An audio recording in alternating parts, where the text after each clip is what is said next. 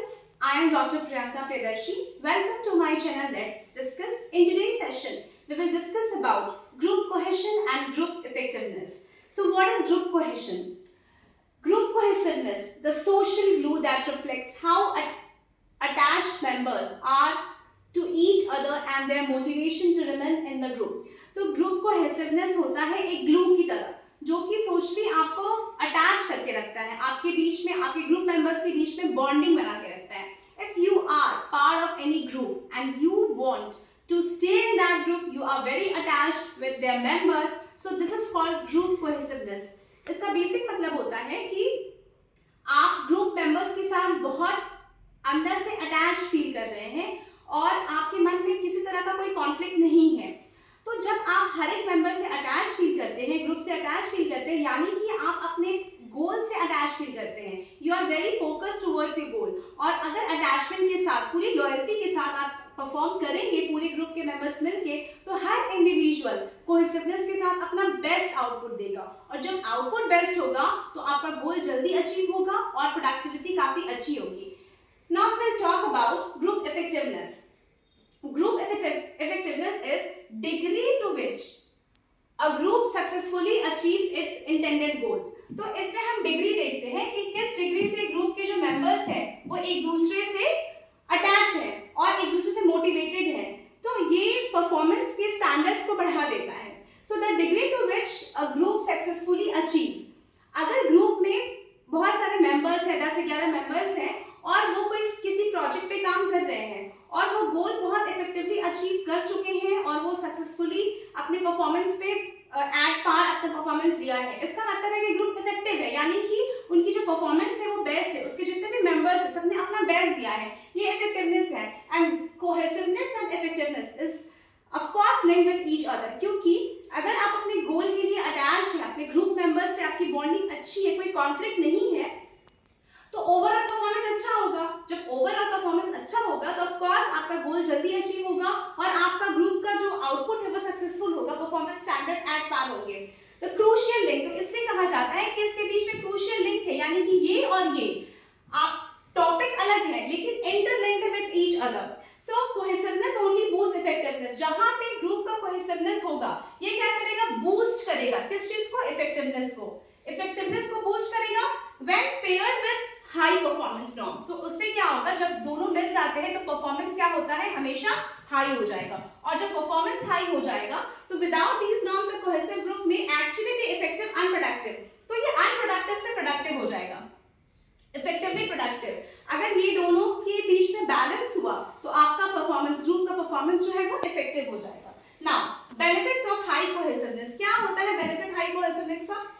Open and frequent communication. अगर आप group के मेंबर्स के साथ इंटरैक्ट कर रहे हो, अच्छे से कम्युनिकेट कर रहे हो, आपकी बॉन्डिंग अच्छी है, तो आप अपने हर एक एस्पेक्ट को उनसे शेयर कर सकते हो, जिससे कि मिसअंडरस्टैंडिंग क्रिएट नहीं होता और कॉन्फ्लिक्ट रिड्यूस हो जाता है.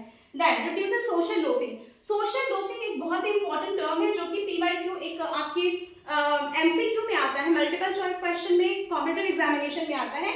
सोशल, हर ग्रुप में एक ऐसा बंदा होता है जो रिलाई करता है अदर्स पे, जो काम नहीं करना चाहता है. Members who working less in group setting, वो सोचते कि काम तो हो ही जाएगा, मुझे करने की जरूरत नहीं, ये कर लेगा, वो कर लेगा, मतलब अपने ऊपर रिस्पांसिबिलिटी नहीं लेते हैं. ऐसे लोगों को कहते हैं सोशल लोफिंग. जो ग्रुप के पार्ट रहेंगे वो मुश्किल में आपको सपोर्ट कर देंगे लेकिन उनका बहुत ज्यादा इन्वॉल्वमेंट नहीं होता है ग्रुप में, वो बिल्कुल साइड लाइन लेके चलते हैं, मतलब आपके पीठ के पीछे रहेंगे और जो भी प्रॉब्लम्स आएगा, रिस्पांसिबिलिटीज आएंगे, वो इनडायरेक्टली वो आपके ऊपर डेलीगेट कर देंगे. देन रिड्यूस सोशल लोफिंग, ये हो गया. Increase members satisfaction and moral. तो ये क्या करते हैं, इंडिविजुअल के मोरल को हाई करते हैं, स्टैंडर्ड को हाई करते हैं और उसके सेटिस्फैक्शन को बढ़ाते हैं. आप एक ग्रुप में काम कर रहे हो, राइट, और आप एक दूसरे से अटैच नहीं हो, इमोशनल बॉन्डिंग नहीं है, आप इसके बारे में कुछ और सोच रहे हो, उसके बारे में मतलब नेगेटिव थॉट्स है आपका, तो आप कभी भी पॉजिटिवली काम नहीं कर सकोगे. तो इसीलिए आप अगर पॉजिटिवली काम कर रहे हो और सारे मेंबर्स आपस में काफी अटैच्ड हैं, तो आप क्या करते हैं, सेंस ऑफ सिक्योरिटी होती है और सेंस ऑफ सिक्योरिटी से क्या होता है, सेटिस्फैक्शन होता है कि ये this is my group, I have to give my best and this is my best group members. कहीं डिसैटिस्फैक्शन नहीं है, कहीं कॉन्फ्लिक्ट नहीं है, राइट. तो अब हम नेक्स्ट देखते हैं की ड्राइवर्स क्या होता है. तो ग्रुप कोहेशन मैंने बोला कि ये इट्स अ सोशल ग्लू, मतलब ये ग्लू की तरह काम करता है, फेविकॉल की तरह काम करता है. तो अगर बहुत सारे सारे मेंबर्स होंगे ना तो इसका जो स्टिकनेस है स्टिकीनेस है वो लो हो जाएगा।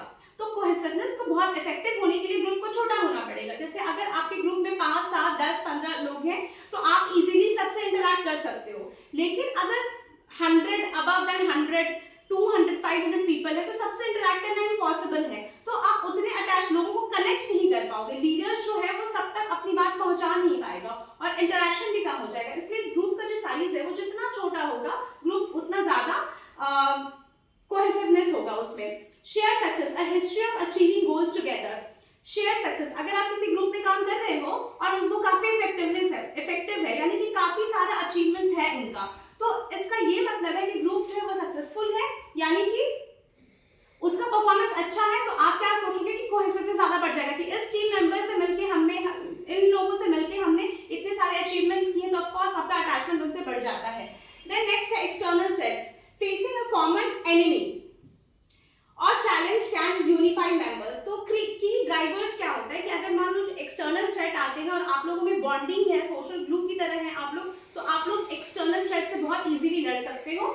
मेजर रिस्क क्या है? Group think, when the desire for group harmony outweighs critical thinking leading to poor decision making and suppressed dissent. इसका ये मतलब होता है कि अगर आपका जो ग्रुप की जो थिंकिंग है वो नेगेटिव थिंकिंग है, आपको एक दूसरे पे ट्रस्ट नहीं है, तो ऑफ कोर्स ग्रुप कोहेशन कम हो जाएगा।